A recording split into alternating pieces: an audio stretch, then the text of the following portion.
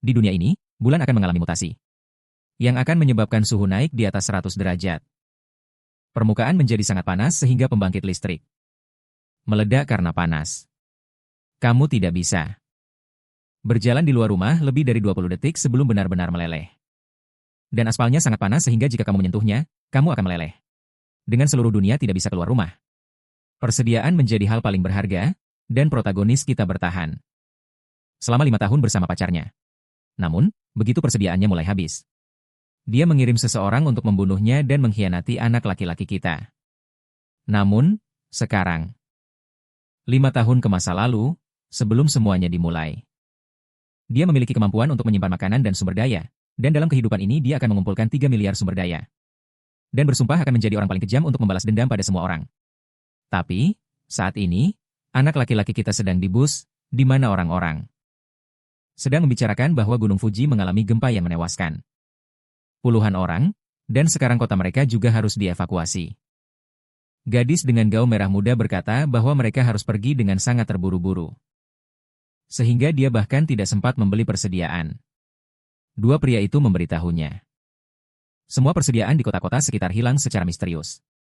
Pria dengan rambut cepak di samping berkata bahwa hal yang sama terjadi di Danau Doming, di kota Shenzhen, dan juga di gudang Darudong. Gadis itu menjadi ketakutan. Tenang, jumlah sebanyak itu hilang. Itu pasti bernilai miliaran. Saat itulah, dari belakang semua orang, protagonis kita berkata bahwa sebenarnya itu harus bernilai triliunan. Dan hilangnya begitu banyak persediaan, ditambah dengan banyak bencana alam ini, menunjukkan bahwa ada sesuatu yang sedang terjadi. Sebaiknya waspada. Gadis itu bertanya padanya apakah ini mungkin akhir dunia, sementara pria dengan kemeja hijau berkata bahwa dia merasa bersemangat.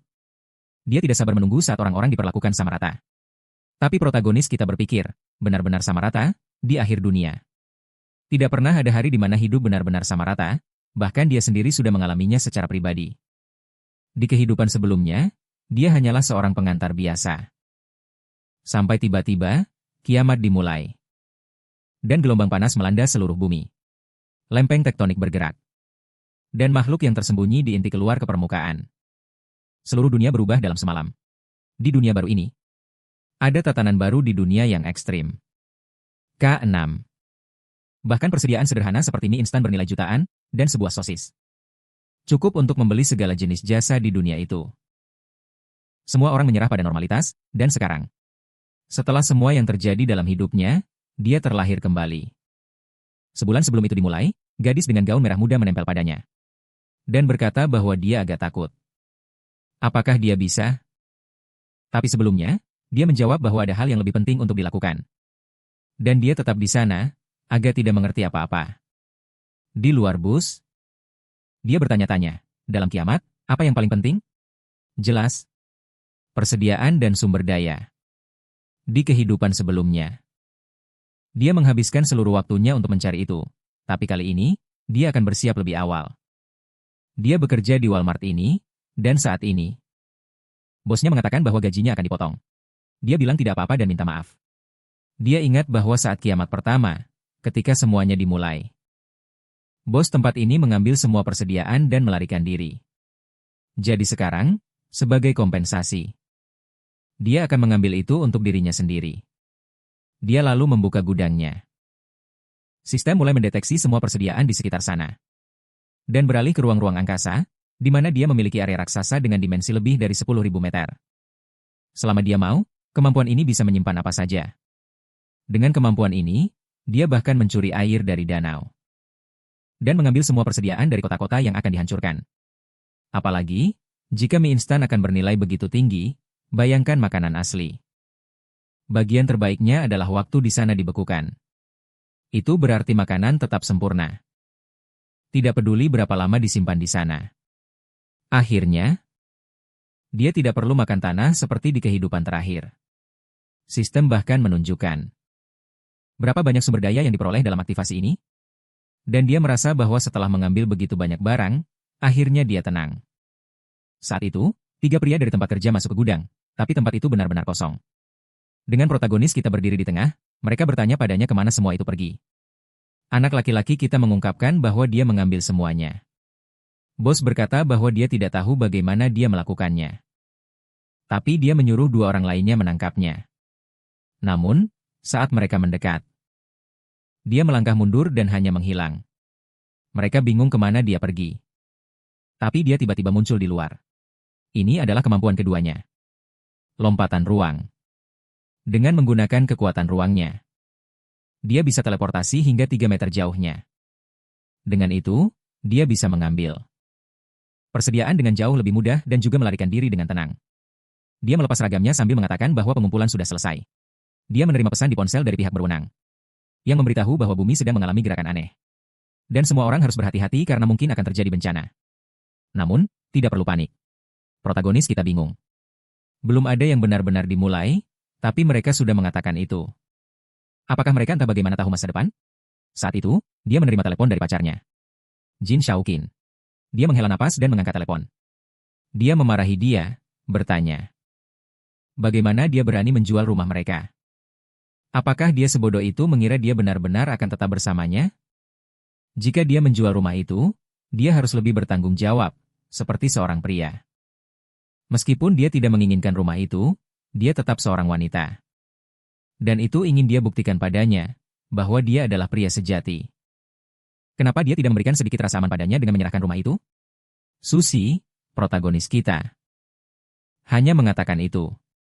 Dia berkata, sikap macam apa itu? Jika dia menyerahkannya, dia akan memberinya kesempatan lain. Cukup alihkan dokumen ke namanya. Jika dia tidak melakukannya, dia tidak pernah berpikir untuk menikah dengannya, tapi Sushi mematikan telepon tanpa berkata apa-apa. Dia teringat bahwa, pada terakhir kali dari 5 tahun di Apokalips, dia keluar setiap hari untuk berburu persediaan agar bisa memberi makan dia. Bahkan dia membawanya ke salah satu zona aman. Jika bukan karena dia akan mati kelaparan di hari-hari pertama, tapi meskipun begitu. Lalu dia teringat suatu hari ketika dia kembali ke rumahnya dan dibunuh dari belakang. Semua itu karena dia tidak lagi membawa banyak persediaan. Dan mereka ingin tahu apakah dia menyembunyikan sesuatu. Setelah Sushi dibunuh, mereka bersenang-senang di samping tubuhnya. Dan menemukan Kian memberitahu pria itu bahwa Sushi mati karena dia adalah orang yang tidak kompeten dan tidak berguna. Dan baik bagi pria itu untuk membuktikan bahwa dia tidak sebodoh itu. Sushi hancur karena mempercayai orang seperti itu. Selama waktu yang lama, tapi di kehidupan ini, aku pikir Kian dan pria bernama Wang itu akan membayar harga dan tidak akan mati dengan mudah. Rasa sakit yang dia rasakan, mereka akan merasakannya 100 kali lebih banyak. Dia menenangkan diri dan teringat bahwa hal-hal yang dia butuhkan sekarang hanya bisa dibeli dengan uang, tapi pertama dia harus mendapatkan uang itu. Lalu dia menelepon pria bernama Liu dan mengatakan bahwa dia menjual rumahnya dengan setengah harga. Tapi dia ingin uangnya sekarang, di depan kantor properti. Wang dan Xiao Qing sedang menunggunya saat dia muncul. Xiao Qing memarahinya karena sudah menunggu begitu lama. Tapi dia hanya mengabaikannya dan lewat. Wang bertanya siapa yang mengizinkannya menjual rumah itu. Dan jika dia melakukan sesuatu lagi, dia bahkan tidak akan melihat matahari besok. Tapi saat itu, Sushi, yang sudah memiliki kemampuan bertahan hidup selama waktu yang lama, menangkap lehernya dan menjatuhkannya ke tanah, mengatakan bahwa dia melakukan apapun dengan barang-barangnya sesuka hati. Aku yang melihatnya takut dan maju untuk menghentikannya. Tapi juga mendapat tamparan di pipi dan jatuh ke tanah dengan tidak percaya. Di tanah, Wang memohon agar dia melepaskan, bahwa dia hampir mati. Sushi berkata jangan khawatir, karena dia tidak akan mati semudah itu. Lalu dia melepaskan Wang yang ketakutan di tanah. Sementara Sushi masuk ke kantor properti. Saat itu, Xiao Qian mengancamnya. Mengatakan kepadanya untuk memanfaatkan kesempatan ini, jika dia berlutut dan meminta maaf. Dia akan mempertimbangkan kasusnya, tapi jika dia tidak melakukannya, dia bisa melupakan menikah dengannya. Susan hanya menoleh ke belakang dan menatap keduanya, yang berlari ketakutan keluar dari kantor properti. Petugas menawarkan air kepadanya, mengatakan bahwa dia akan membeli rumahnya. Sekarang, bagaimana menurutnya? Rencana pria dari kantor properti itu sederhana. Rumah Sushi itu bernilai 1 juta, tapi sekarang dia menjualnya seharga 700.000. Yang perlu dia lakukan hanyalah membeli dan menjualnya ke orang lain. Dan dia akan mendapatkan keuntungan yang bagus. Sushi mengatakan dia setuju untuk menjual. Tetapi dia harus menerima uangnya secara penuh sekarang. Pria itu setuju. Mengatakan bahwa mereka akan mentransfer semuanya dan besok pagi sudah akan selesai. Sushi menerima. Tentu saja, karena rumah-rumah itu akan kehilangan seluruh nilainya. Meskipun banyak bencana sedang terjadi, kota ini untuk saat ini masih tenang. Gunung berapi, gempa bumi, dan tsunami masih jauh dari sini. Saat berjalan di jalan, dia melihat sebuah poster yang menawarkan pinjaman cepat. Dia memutuskan untuk pergi ke sana dengan sertifikat rumahnya dan, saat tiba, dia tidak percaya. Itu adalah kakak laki-laki dari pria yang membunuhnya. Dia ingat bahwa pria itu akan mati di mulut monster dalam beberapa hari pertama. Pria itu mengatakan bisa meminjamkan 500.000, asal meninggalkan sertifikat rumah. Susi menyerahkan sertifikat itu, mengatakan ingin tambahan 100.000. Dan dia berjanji akan mendapatkan semuanya kembali di kasino dalam 1 minggu. Penjual itu senang mendengar itu, berpikir. Anak ini pasti salah satu penjudi yang bahkan menjual keluarganya. Jika perlu. Dengan begitu, dia tidak akan bisa membayar. Kita akan mendapatkan rumahnya dan dia masih akan memiliki banyak hutang. Dengan itu, pria itu setuju dan 600.000 lagi ditransfer. Xiao Chuan marah, bersama dengan Wang, yang mengatakan bahwa dia akan membuatnya membayar harganya. Karena mereka sedang mengunjungi saudara Wang dan pria kita baru saja keluar dari sana. Mereka melihatnya, Wang. Dia ingin tahu apa yang pria ini lakukan di sini, sudah dengan tangan di leher. Ketakutan, mereka memutuskan untuk mengikutinya. Susi ingat bahwa banyak gedung akan runtuh karena tsunami, tapi hotel di kota hijau ini bertahan dari semua bencana sampai akhir. Dia tahu bahwa suite presiden sangat lengkap dan bahkan ada kolam renang. Mungkin ini tempat yang bagus untuk dijadikan markas sementara. Di akhir zaman, tempat ini masih memiliki makanan untuk waktu yang lama. Dia kemudian disambut oleh pelayan Liu Xinhui, yang bertanya apa yang bisa dia bantu. Susi berkata dia ingin 1.000 meja untuk pesta, dan dia terkejut. Dia memberikan beberapa pilihan meja, sambil berpikir, ya Tuhan. Anak ini pasti anak seseorang yang sangat kaya. Dia bilang dia mau meja yang harganya 10.000 per meja dan akan deposit 500.000. Setelah semuanya beres, dia akan membayar sisanya. Dia agak tidak percaya, tapi bilang untuk ikut dia saja untuk pembayaran. Berpikir bahwa, meskipun pembayaran ini belum terlalu besar, seseorang yang menghabiskan 500.000 seperti itu pasti punya lebih banyak uang, jadi dia harus mempermudah prosesnya.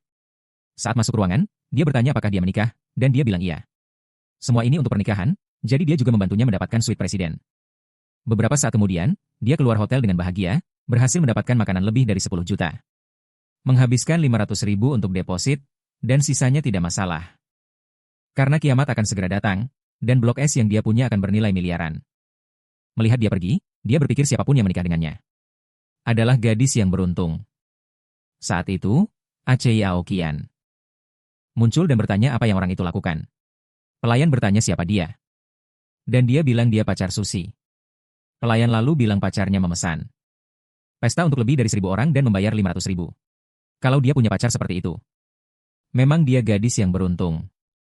Namun, pelayan melihat dan berpikir. Gadis ini paling bagus nilai 7, tapi tubuhnya bagus. Kenapa pria kaya selalu suka wanita seperti itu? Namun, Xiao Yandan yang terkejut. Tenang, sebuah pesta senilai 10 juta. Pelayan mengatakan itu memang kasusnya. Dan mungkin dia tidak menyadarinya, tapi banyak orang kaya yang melakukan hal itu. Mereka menjalin hubungan dan menyembunyikan semua uang yang mereka miliki. Sampai hari pernikahan, Rachel Kian mulai percaya itu, dan Hang berpikir bahwa mustahil orang gagal itu punya uang sebanyak itu. Namun, pelayan menunjukkan bahwa dia menerima transfer 500.000. Di jalan, Raul dan Wang sedang bertanya padanya siapa. Apakah dia akan mengundang untuk pesta 1.000 orang? Sekarang Xiao Qian sangat percaya diri berkata.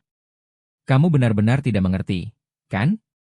Dia ingin memperkenalkan aku ke lingkaran jutawan yang dia kenal. Baru di situ identitasku akan terungkap. Wang ingin menjadi pendaki dan berpetualang di gunung.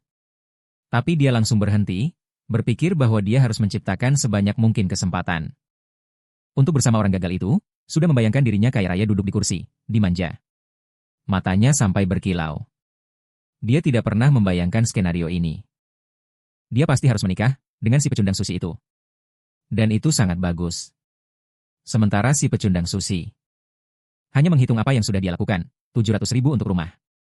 Plus 600.000 pinjaman dan 500.000 untuk pesta. Dan sekarang namanya hampir tercemar, mengambil lebih banyak pinjaman bukan hal buruk. Jadi, dia menginstal semua aplikasi bank di ponselnya. Dan mulai mengambil banyak pinjaman lagi. Setelah membuat lebih dari 80 akun. Dia berhasil mendapatkan 970.000. Sekarang dia perlu membeli perapian. mesin pembuat es, balok es, arang yang tidak berasap dan beberapa barang lain yang tidak tersedia di pasar. Dengan uang sebanyak itu sekarang, membeli online dengan pengiriman cepat jadi mudah. Barang-barang ini penting untuk bertahan hidup. Untuk menghadapi dingin dan panas ekstrim yang akan terjadi, dia memesan 2.000 ton batu bara tanpa asap. Dia juga menelepon sebuah pabrik es untuk membuat cadangan. Saat dia sedang berjalan di jalan, seorang gadis memanggilnya. Dia adalah teman Xiaoh, dan dia mengatakan bahwa Xiaoh merindukannya. Namun, Susi tahu bahwa gadis ini bukan orang baik dan selalu berbicara buruk tentangnya kepada semua orang. Dia lalu berkata kepadanya, "Rindu aku? Mungkin dia rindu rumahku, bukan?" Lina melihat ke arah Xiao Kang dan berkata bahwa Susi pasti sedang mengujinya. Dia harus menyadari betapa sedihnya dia. Dengan cara dia bertindak, Xiao Kang lalu berlari ke Susi untuk meminta maaf. Dengan malu-malu, bertanya, apakah dia bisa menemaninya untuk jalan-jalan? Dia tidak merasa baik. Dia sedih karena bertengkar dengannya kemarin, tapi Susi mengabaikannya dan berkata agar dia berjalan sendiri. Xiao mulai kehilangan kesabaran, mengatakan bahwa dia terlalu sombong. Lina berkata bahwa dia naik taksi. Mereka harus mengikuti dan melihat apa yang ingin dia lakukan. Saat Susi tiba di pabrik es, pria itu menerima dia. Dia terkesan karena dia sangat muda, dan Susi bertanya apakah 2.000 ton es yang bisa dimakan sudah siap. Pelayan mengatakan bahwa pabriknya tidak terlalu murah, tapi menjamin pengiriman yang sangat cepat. Dia hanya perlu membayar sebagian kecil dari jumlahnya, dan mereka akan mengirim semuanya. Susi mentransfer 100.000 kepadanya, dan penjual memberitahu bahwa semuanya akan dikirimkan dalam 3 hari setelah melihat uangnya. Pelayan bertanya mengapa dia membutuhkan begitu banyak es. Apakah dia akan mengadakan acara? Jika dia mau, mereka bisa bekerja sama di masa depan. Harganya bisa dinegosiasikan. Chef Susi berkata bahwa semuanya untuk acara amal. Dan pergi. Saat itu, sebuah taksi lain datang, dan pria itu sudah bersemangat. Namun, Xiao ingin tahu siapa pria itu. Apa yang dia lakukan di sini? Apakah dia pacarnya? Penjual bingung. Gadis ini bertingkah seperti detektif. Apa yang sedang terjadi di sini? Dia berkata bahwa dia memesan 800.000 es.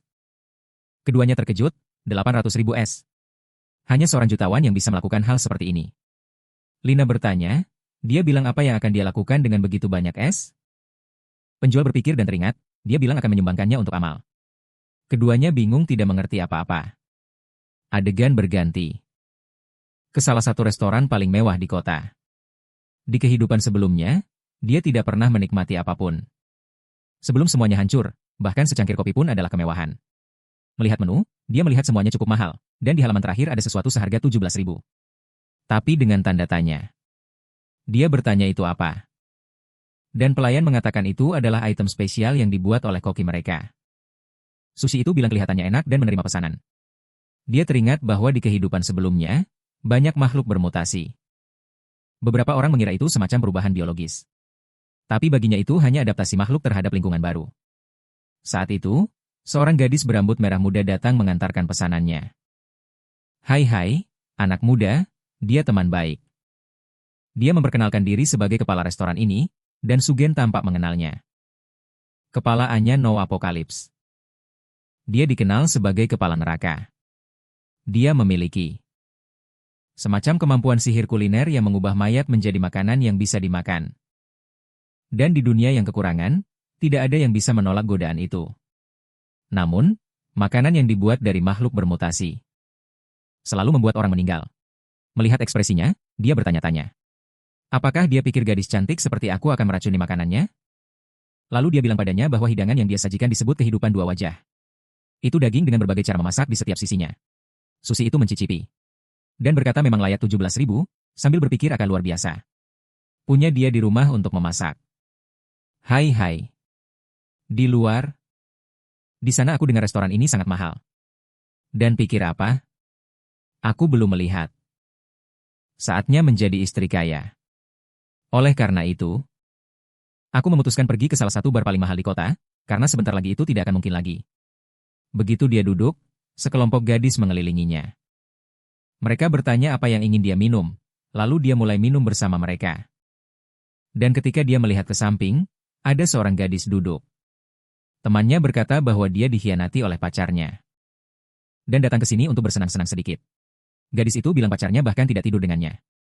Dan bahkan mengkhianatinya dengan seorang wanita tua. Kenapa semua pria bertindak seperti itu? Sang Susi berkata itu karena naluri reproduksi pria tertanam dalam pikiran. Tiba-tiba, dia membalikkan seluruh gelas dan bertanya apakah dia masih lajang. Dia bingung, tapi dia mendekat dan bertanya apakah dia menginginkannya. Saat itu, Shelly dan Lina baru saja masuk ke bar mencari dia.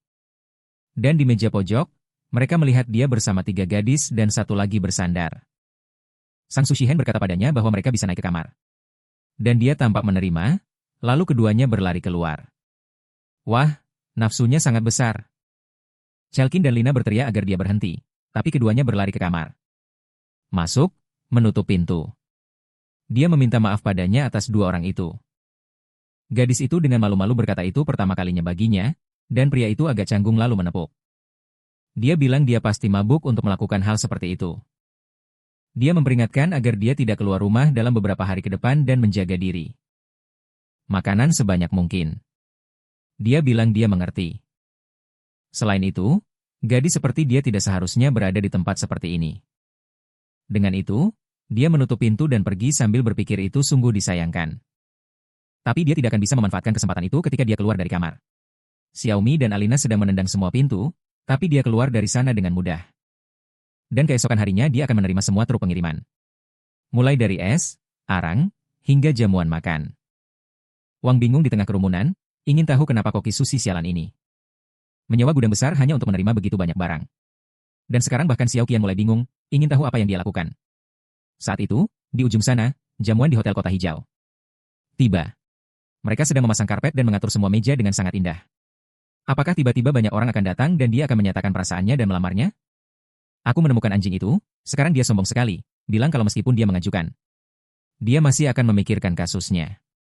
Sekarang, keduanya harus melihat ketulusan. Ayo kita bicara dengannya. Dia lalu pergi ke Susi. Dan bertanya kenapa dia membeli banyak barang. Susi itu bilang nanti dia jelaskan. Tapi apakah dia bisa membantunya mengatur semuanya? Chelsea terkejut, berpikir bahwa dia adalah bajingan. Karena membuat gadis yang akan segera menjadi kaya. Melakukan pekerjaan yang sangat berat. Lina bilang itu pasti semacam ujian. Untuk melihat apakah dia layak menjadi gadis kaya. Saat itu, Xiaomi berubah sikap dan bilang dia bukan wanita lemah seperti itu. Dia tahu cara bersikap lembut, tapi juga tahu cara bekerja. Dan mulai mengangkat kotak-kotak itu, tapi sangat marah, bilang kalau saat dia jadi wanita kaya, Susi itu akan membayar. Saat itu, Lina datang dan mencoba menggoda dia juga. Bilang dia akan membantu membawa kotak di kepalanya. Dia yakin. Seseorang sekaya dia tidak hanya akan punya satu wanita, kan? Asal dia tunjukkan.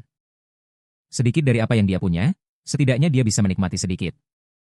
Sementara Susi itu berpikir dia tidak boleh kehilangan tenaga kerja. Gratis seperti itu, apalagi dengan banyak es dan meja yang harus diatur. Dia memang butuh bantuan. Waktu berlalu dan mereka akhirnya selesai semuanya. Xiao Qian berkeringat deras dan kakinya gemetar. Dia bilang sudah mengangkat barang sejak pagi. Sampai sekarang. Begitu dia jadi istrinya. Dia akan pastikan mengambil semua uangnya. Lina yang terjatuh di lantai juga kelelahan. Bilang bajingan itu benar-benar membuat mereka mengangkat kotak es. Yang sangat berat itu. Chelkiam bilang cukup dengan ujian ini. Tapi dia tidak bisa langsung melamarnya dan mulai pesta. Para tamu akan datang, dan Lina bilang dia harus cepat.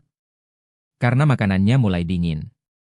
Sementara itu, Sushihen memberikan uang banyak kepada semua pengantar. Yang berterima kasih dari lubuk hati. Saat itu, Xiao Kang datang dan bertanya. Sushihen, kamu tidak punya sesuatu untuk aku dengar? Sushihen berkata iya, dia berterima kasih atas bantuannya, tapi sayangnya tidak ada pembayaran untuk mereka, jadi mereka bisa pergi sekarang. Xiao Gan terkejut dan berkata agar dia berhenti bercanda. Para tamu sudah mulai datang, belum lagi sudah 1000 bulan. Kenapa dia tidak langsung mengungkapkan bahwa dia ingin menikah dengannya? Agar mereka memiliki kehidupan yang baik, Susi menoleh ke belakang. Dan berkata bahwa itu tidak mungkin baginya, apalagi dia sudah menjual rumah. Dan menumpuk banyak hutang. Apakah dia benar-benar ingin menikah dengannya? Lina berkata itu tidak mungkin. Bagaimana seseorang yang bangkrut bisa membeli banyak balok es? Sushi berkata dia hanya melakukan semua itu untuk membantu bosnya. Yang sangat kaya dan ingin membuat proyek amal. Apa yang dia kira? Seseorang kehilangan kendali karena marah dan menyerangnya. Berkata bahwa dia sudah berbohong padanya selama ini. Dia menghindar dan bertanya, "Apa yang aku bohongi?" Dia jatuh ke lantai dengan wajah seperti monster, mengatakan bahwa dia benar-benar orang miskin yang sial. Lupakan saja menikah dengannya. Susi berkata dia sama sekali tidak tertarik. Dengan itu, dia, dengan marah, lalu pergi sambil berkata bahwa dia bajingan dan akan menyesal.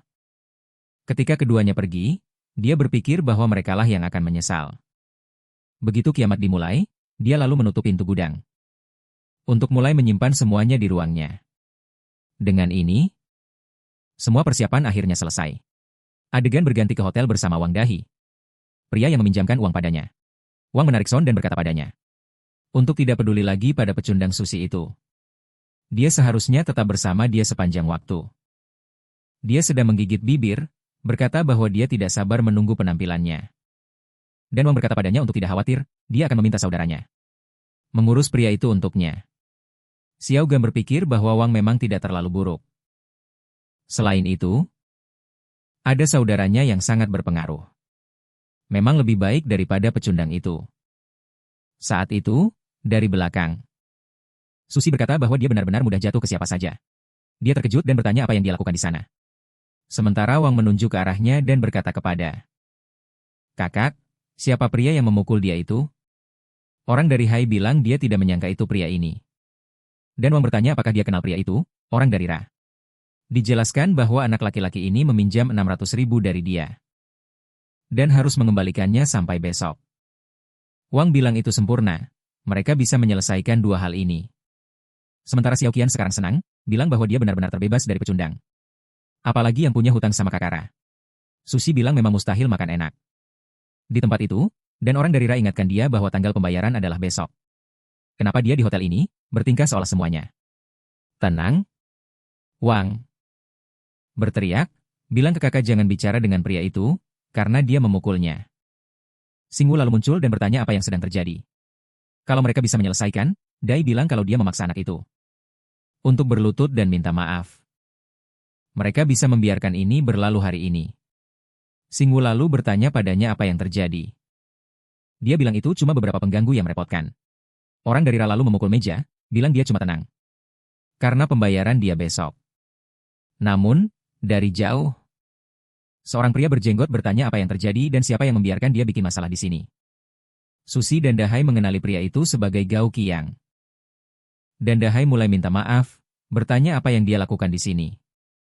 Gao Qiang bilang dia ada urusan penting yang harus diselesaikan hari ini dan bukan untuk bikin masalah. Dahai tahu pria ini seorang pengusaha, tapi terlibat dengan banyak hal dunia bawah. Dan masih banyak orang yang memimpinnya, jadi memang tidak baik melawannya. Dengan itu dia minta maaf, bilang akan kembali nanti. Sushi mengenali pria itu sebagai Esmaga Cranios. Di Apokalips, pria ini menjadi salah satu kekuatan paling kuat. Dan bahkan bos neraka bekerja untuknya. Sugein. Ingat bahwa hotel ini adalah salah satu tempat pertama di mana beberapa orang dengan mutasi muncul. Dan mungkin dia bisa menjadi sangat kuat karena itu.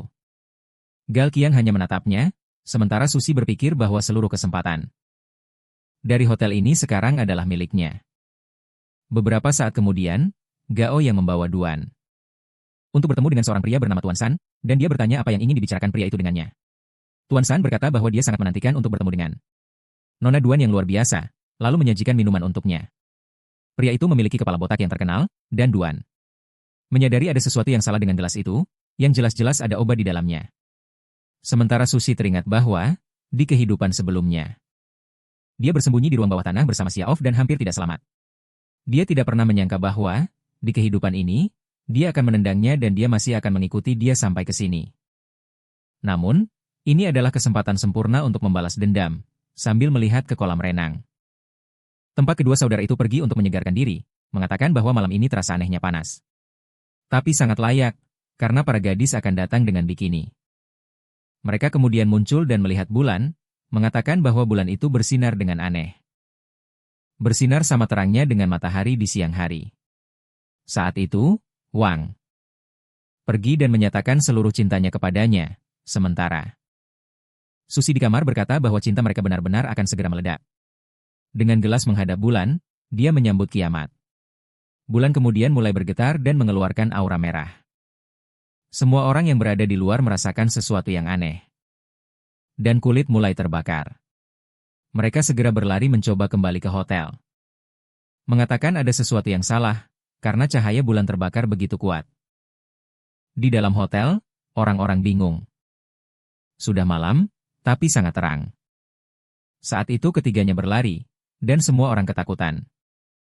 Kulitnya sudah merah, mereka panik. Mencari tempat untuk menyegarkan diri. Mereka membutuhkan air. Mereka kemudian melihat sebuah akuarium, berlari keluar.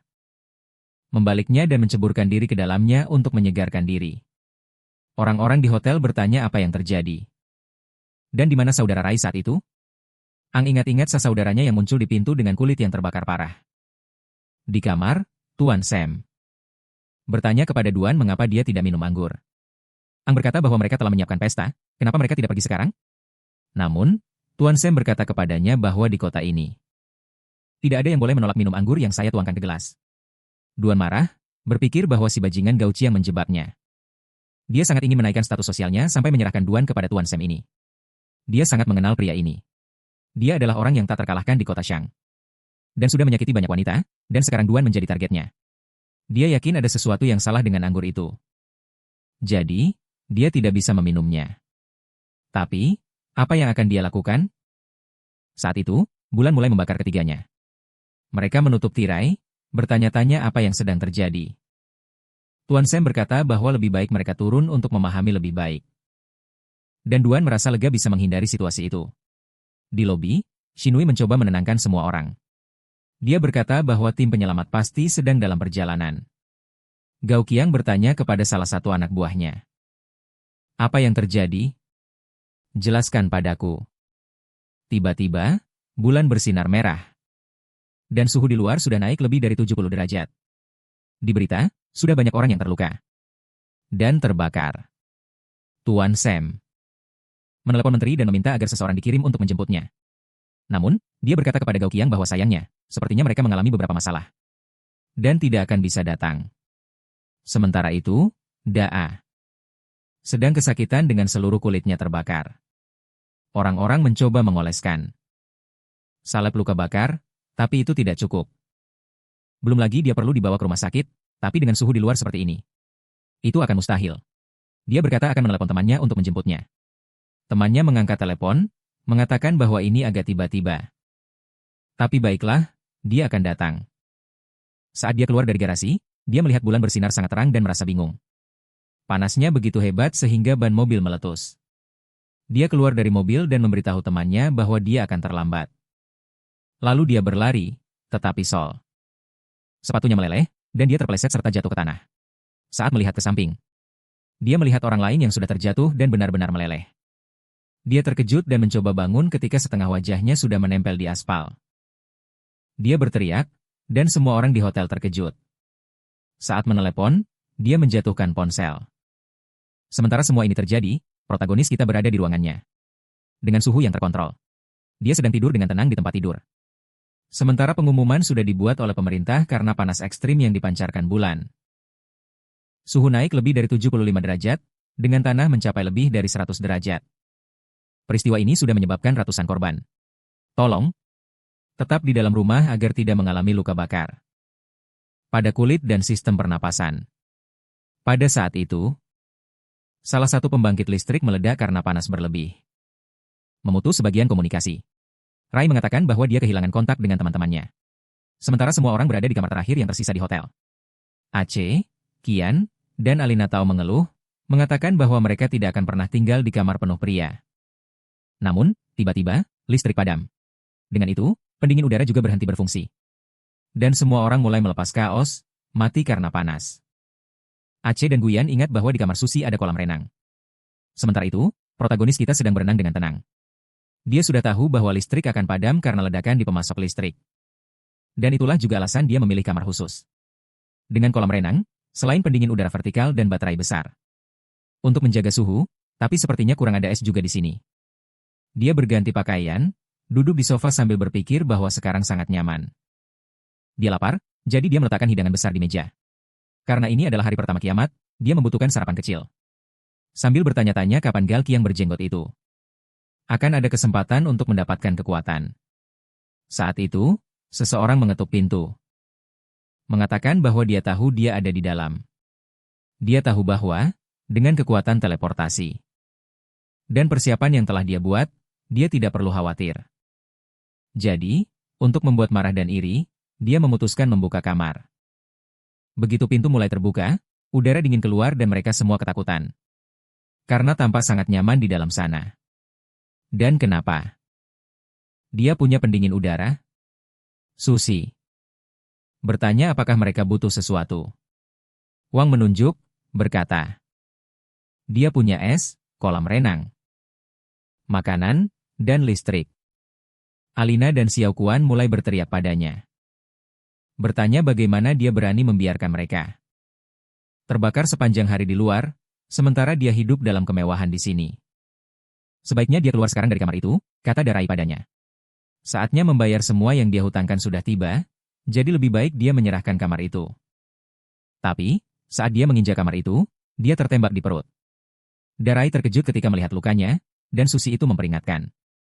Jika melangkah lagi, kamu mati. Semua orang sekarang gemetar. Tunggu, dia benar-benar punya senjata. Darai marah. Bertanya dari mana dia mendapatkan itu. Namun, satu tembakan lagi terdengar di kamar. Semua orang ketakutan saat Darai jatuh ke lantai, kini dengan luka di kaki. Susi itu menunjuk keluar, mengatakan bahwa siapapun yang ingin mati tinggal terus di sana. Dia akan memberi waktu 3 detik dan siapapun yang ada di garis pandang akan kena tembak. Sementara itu, Gao Qiang sedang berbicara dengan Xin Rui. Bertanya bagaimana mungkin hotel sebesar itu tidak punya makanan. Dia minta maaf. Mengatakan bahwa baru-baru ini ada pesta lebih dari 1.000 orang. Dan bahan serta makanan dijadwalkan tiba hari ini. Saat itu, Tuan Sam, yang sedang menyiram air ke tubuhnya, berkata agar dia membawa semua air dan makanan yang ada sekarang. Semua keluarga mulai marah. Karena pemborosan air yang dia lakukan, dan perang pun dimulai di lobi. Pada saat itu, si Daryakar datang dengan luka-lukanya, dan mereka semua memberitahu bahwa Susi menembak seseorang. Melihat lukanya, Galki yang bingung. Memang ada seseorang dengan senjata di tempat ini. Sepertinya ada orang keras yang tinggal di atas sana, pikir Qiang. Lalu beritahu semua orang bahwa di kamar Susi ada listrik, pendingin udara, dan bahkan kolam renang. Orang-orang mengelilinginya, bertanya apakah dia tidak berbohong. Dia yakin. Dia bilang iya. Mereka bisa percaya. Dia bahkan punya kubus es dan banyak makanan. Orang-orang lalu memutuskan untuk semua pergi ke kamarnya, sementara Gao Qiang mengirim salah satu anak buahnya untuk memeriksa sekali lagi. Dia membuka pintu sambil bertanya apa yang mereka inginkan. Semua orang merasakan udara dingin, menyegarkan, menyentuh kulit. Sepertinya di dalam sana adalah surga yang menenangkan. Kerumunan di luar meminta dia untuk baik hati dan menjaga orang tua, dan karena ini adalah keadaan darurat hotel. Dia harus membagi semua yang dia punya dengan semua orang. Dan si anak kecil melihat ayam goreng dan melompat untuk mengambilnya. Namun, dia segera dihentikan dengan tendangan di perut, yang terlempar. Terhempas. Susi memperingatkan orang tua untuk menjaga anak-anak. Atau dia harus mengurusnya untuk mereka. Orang-orang marah.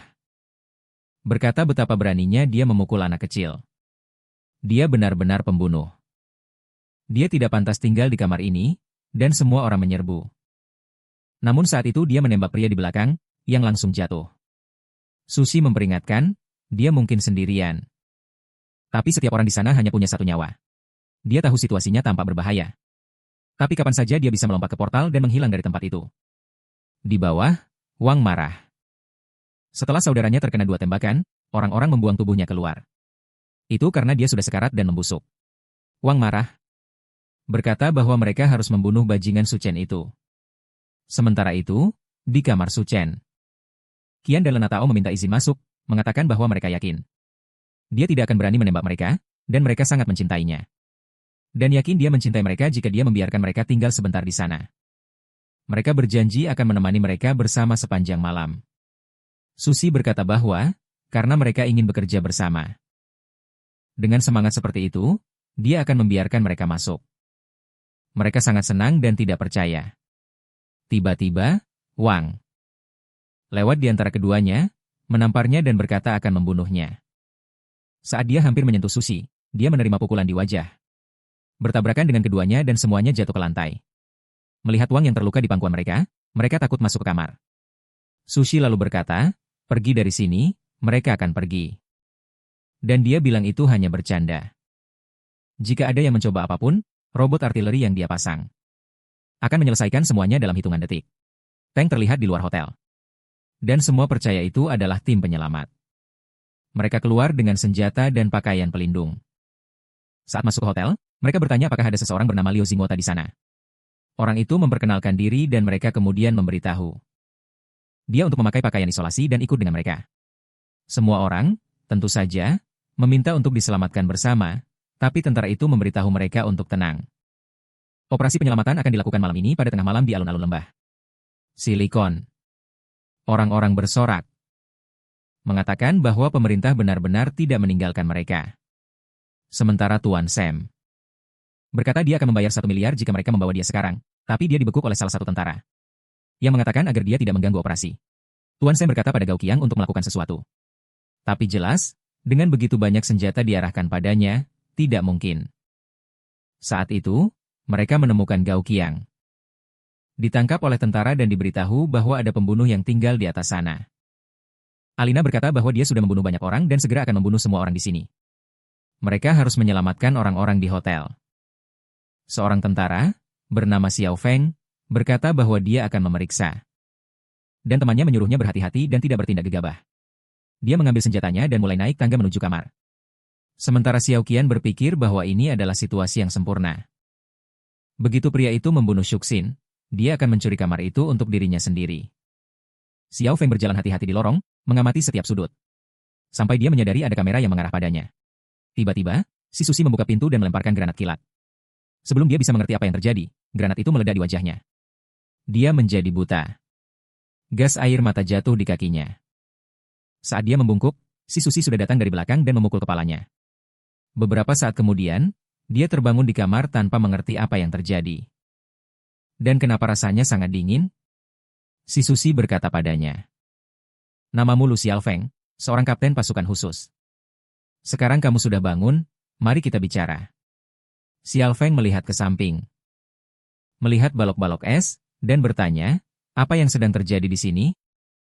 Dan siapa dia? Selain itu, dari mana dia mendapatkan granat dan senjata itu? Xiaofeng mengatakan bahwa dia adalah anak biasa yang baru saja lulus, dan senjata itu dia dapatkan dalam perjalanan ke Timur Tengah. Si Sushi lalu bertanya apakah pemerintah sudah menyiapkan titik penyelamatan untuk besok pagi. Dan Xiao Feng terkejut karena dia sudah tahu informasi itu. Si Sushi ingat bahwa semuanya, tampaknya, akan sama seperti kehidupan sebelumnya. Dan memberitahu Xiao Feng bahwa meskipun suhu lebih rendah dengan bulan, orang-orang tidak tahan lebih dari 10 menit di luar rumah. Sebagian besar akan mati hanya mencoba sampai ke titik penyelamatan. Feng berkata bahwa mereka tidak punya pilihan. Banyak orang kelaparan di rumah yang sudah tidak tahan panas. Satu-satunya kesempatan mereka adalah sampai ke titik penyelamatan. Dan karena sulit memodifikasi kendaraan, tidak cukup waktu untuk menyelamatkan semua orang di dalam rumah. Setidaknya, jika mereka meletakkan beberapa selimut di atas kepala, mungkin mereka bisa sampai. Tiba-tiba, si Sushi meletakkan tangan di bahunya dan mengacungkan senjata. Dia menarik Feng, lalu meminta dia tenang. Yang dia inginkan hanyalah bisa memberitahu tentang selimut itu.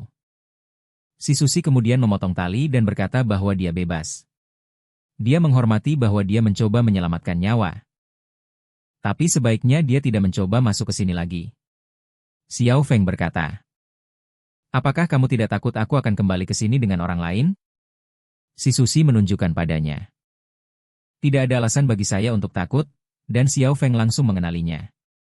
Itu adalah kamera dengan pengenalan wajah dan senapan mesin otomatis yang terpasang. Dan dia ingin tahu dari mana Suk Sushain mendapatkan itu. Sushi bilang sudah bilang Oringe Tengah.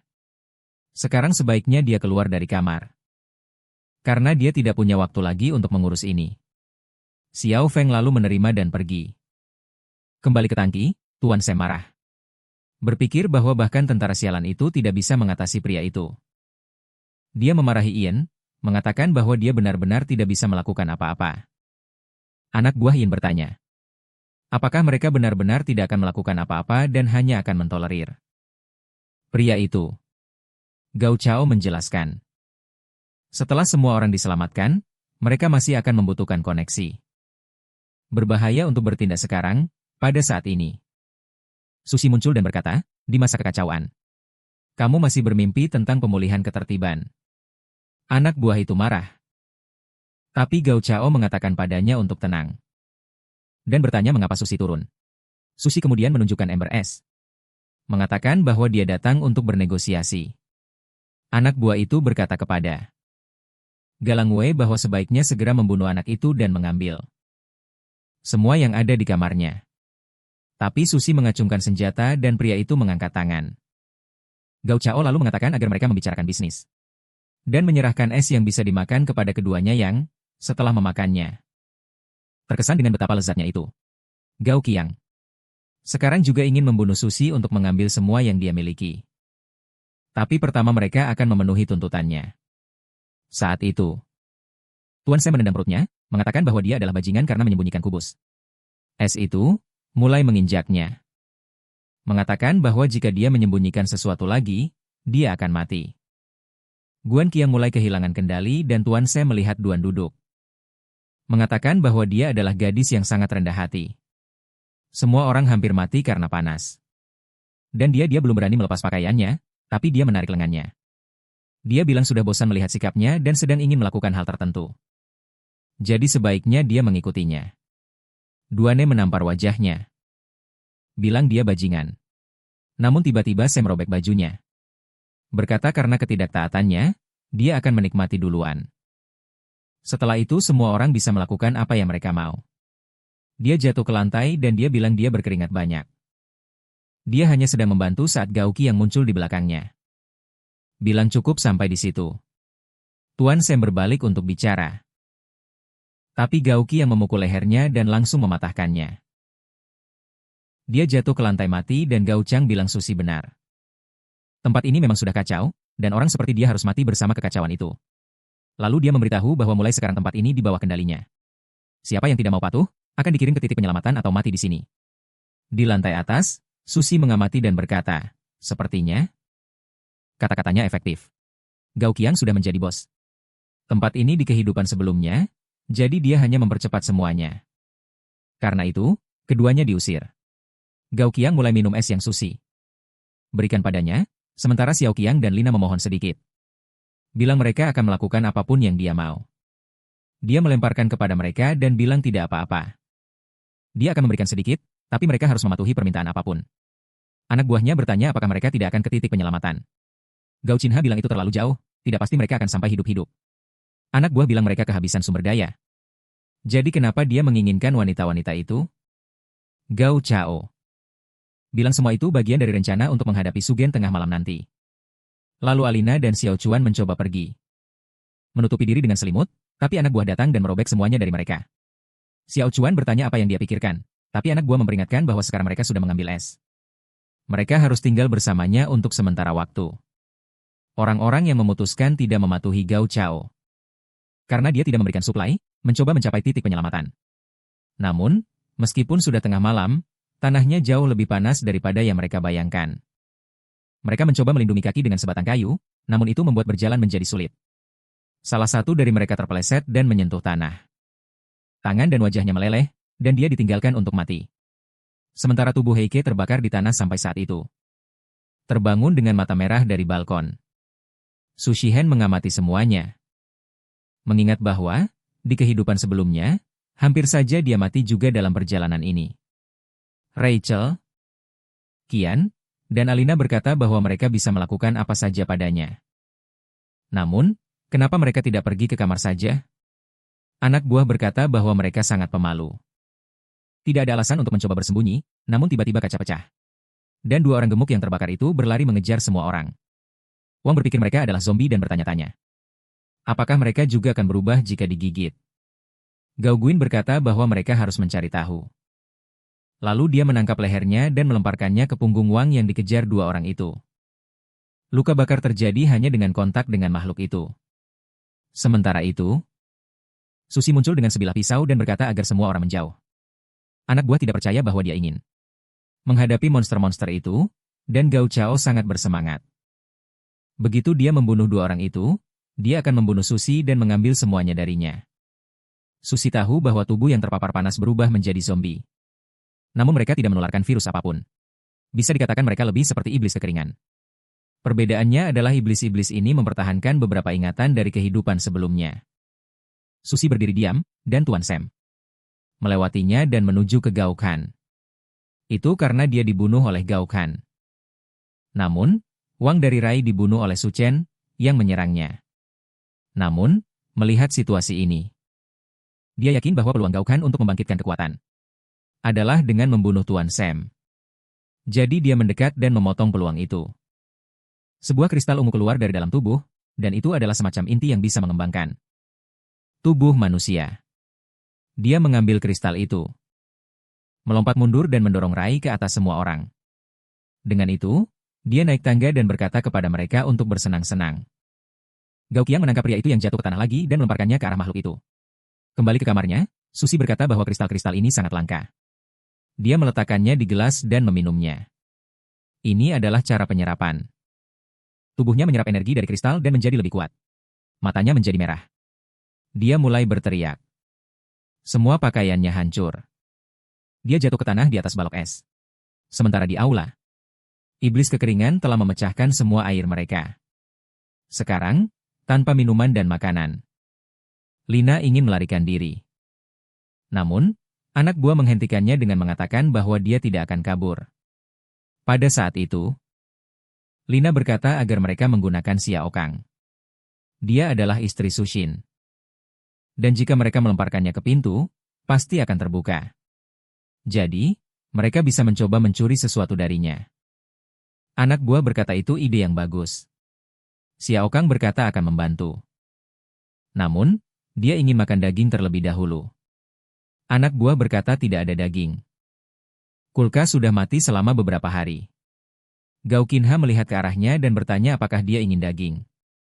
Lalu mereka menangkap Lina dan dia memberitahu bahwa jika dia ingin, harus melakukan itu. Xiao Lian terkejut. Tunggu, kamu bilang untuk memakan dagingnya? Lina gemetar, tetapi Xiao Lian sudah menuju ke arahnya. Lina memohon.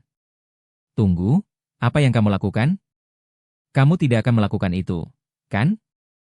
Namun, Xiao Lian menatapnya dan berkata bahwa dia baru saja dikhianati. Karena itu, dia menyerang 3 kali. Gao Chao dan anak buah sampai terkejut melihat betapa tanpa ragu dia melakukan itu. Gao Chao menjadi gila, berkata bahwa setelah dia kenyang, dia akan naik dan meminum darah Susi, ya? Anak buah melihat ke Gao Chao dan bertanya apakah mereka benar-benar akan melakukan itu. Gao Chao berkata untuk segera memanggil bos cincin, kalau tidak akan kering. Sementara di kamar, Susi melompat ke sana kemari dengan tubuh barunya. Tidak hanya terlihat lebih tahan panas, dia juga lebih gesit dan kuat.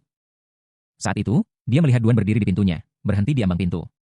Dia berpikir bahwa di bawah sana sudah menjadi gila. Dia tidak punya kesempatan untuk bertahan jika tetap di sana. Dia harus mencoba peruntungannya dan menggunakan apa yang tersisa untuknya agar bisa mendapatkan sesuatu di sini. Nah, saat itu Susi datang dan membuka pintu dengan cara seperti saat lahir ke dunia. Dan dia kaget. Dia berteriak, dan dia minta maaf. Mengatakan itu tidak sengaja. Dia sedang bersemangat. Kemudian dia berkata padanya bahwa, meskipun dia punya sumber daya, itu terbatas. Selain itu, mereka baru saja bertemu, dan dia tidak bisa menerima dia hanya karena dia cantik, bukan? Dia ingat bahwa, di kehidupan sebelumnya, dia adalah wanita yang sangat cerdas. Selain itu, dia membentuk hubungan kerjasama dengan Gao Chao. Namun, meskipun dia sudah berpikir untuk memilikinya di dekatnya, suasananya menjadi aneh. Sekarang Doan berkata padanya bahwa dia memasak sebagai hobi. Sebenarnya, dia adalah dokter yang sudah bekerja selama 3 tahun sebagai ahli bedah. Dia berpikir bahwa kamar ini sangat lengkap. Tidak hanya ada listrik, es dan makanan. Dia harus menunjukkan nilainya agar bisa tinggal di sofa ini. Susi berkata bahwa itu benar-benar tawaran bagus, dia seorang dokter. Namun, seperti yang dia tahu, sumber daya sangat langka dan tidak pasti. Mereka akan bertahan sampai besok. Dia terkejut dengan itu. dan berkata bahwa selama dia tidak mengusirnya dari kamar, dia akan melakukan apa saja yang dia mau. Mendengar tawaran itu, Susi berkata itu akan menjadi rumah barunya. Dia merasa malu, mengatakan bahwa dia mengatakan itu agak terburu-buru, tidak sengaja. Namun Susi memperingatkan bahwa satu-satunya pilihan yang dia miliki adalah berperilaku baik. Jika dia menyadari bahwa dia punya alasan lain, hubungan mereka akan berakhir. Doan berkata bahwa dia mengerti dan tidak akan pernah meragukan metode atau tekadnya. Susi kemudian berkata bahwa dia bisa menunjukkan tekadnya dengan melepas pakaiannya, dan dia merasa malu. Bertanya dulu apakah dia tidak mau like, ya, video ini. Anak-anak, haha, jujur ya, teman-teman. Ya, saya tidak merencanakannya, tapi saya sudah baca 10 bab yang ada. Saya cari di Cina, cari di seluruh dunia, dan memang cuma ada itu saja, bro. Yang terakhir dirilis 1 hari yang lalu, jadi sudah selesai, para pejuangku. Kalau sudah ada beberapa lagi, saya akan bawakan kelanjutannya untuk kalian. Kalau kamu suka, aktifkan si nakal dari ponsel itu.